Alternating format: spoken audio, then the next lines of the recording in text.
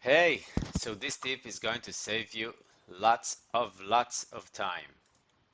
All you need is Excel.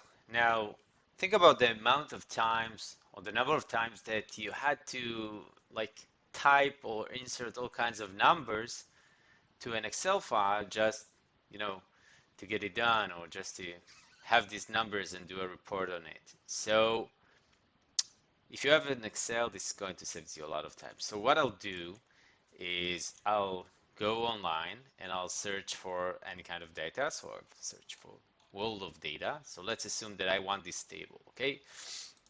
What I'll do is I'll download this image, okay?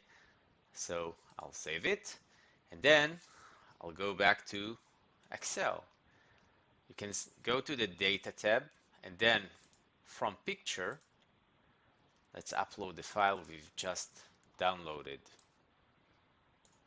So now you see that Excel used the OCR in extracting the data.